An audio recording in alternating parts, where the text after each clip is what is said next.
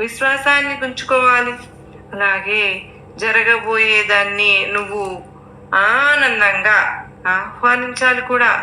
అవి ఏవైనా సరే కానీ తప్పదు కదా. అది కర్మ సిద్ధాంతం.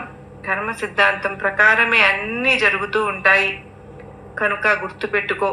ఇక నువ్వు నీ సమస్యలతో చాలా చాలా అంటే చాలా కారణాల వలన నువ్వు కొంచెం బాధగా ఉంటూ ఉన్నావు.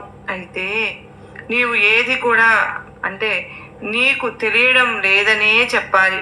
ఈ కష్టం, ఈ బాధ దీని వలన వస్తూ ఉందని తెలియక బాధపడుతూ ఉన్నావు. అయితే నీ మనసును అంటే నీ మనసు గొంతెమ్మ కోరికలను కూడా నీవు వద్దని చెప్పలేకపోతున్నావు. ఇది కేవలం నీ దుస్థితి వల్లే దాపరిస్తుందని గుర్తుపెట్టుకో.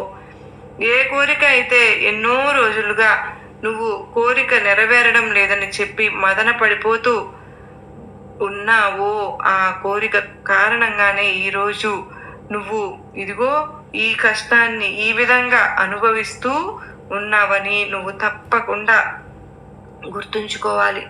చూడు, ఆలోచించు, ఒక్కసారి నీకే అర్థమవుతుంది. ఏ కోరికైతే నువ్వు ఎప్పుడూ కూడా